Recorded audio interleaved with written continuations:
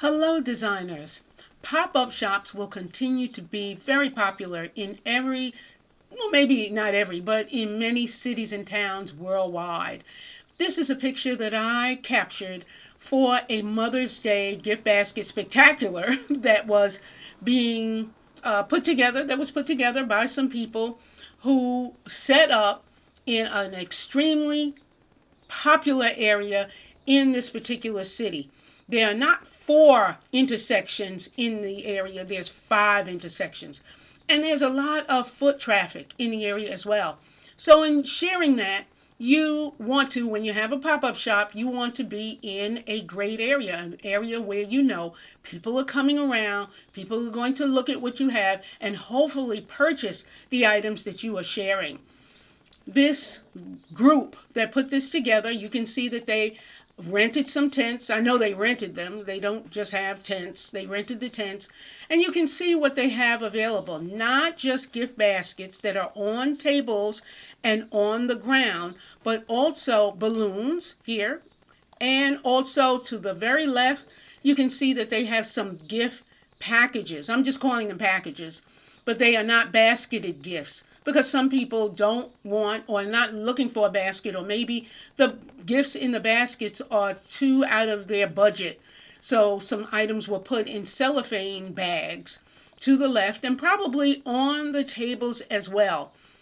When you're setting up your pop-up shop, this is a good general model, but you certainly first want to make sure, if you need a permit where you are, to make sure that you have a permit to set this up. You don't want the police or other prevention people coming around and telling you you have to have a permit, you have to shut down, you get a fine. You don't need all that while you're trying to sell gorgeous gifts.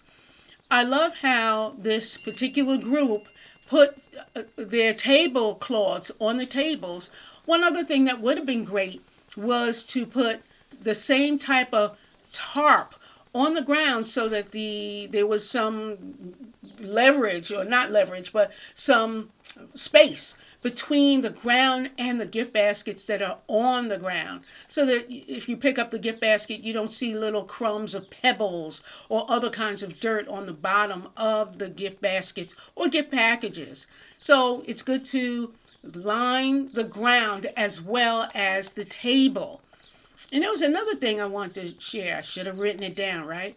So that in general is great. They also, as you can see, have a rental van that had more gift baskets inside. They were really expecting a barrage of customers to come by and buy items. And while I don't know what their sales were like, this group was ready to sell.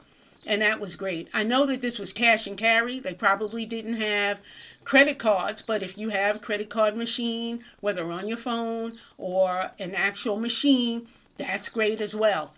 So continue to think about pop-up shops. I'm going to leave some links in the description of I believe I have an article and a podcast about pop-up shops to give you more information about that, so that as the events come together, you've got your Christmas, you've got all kinds of events.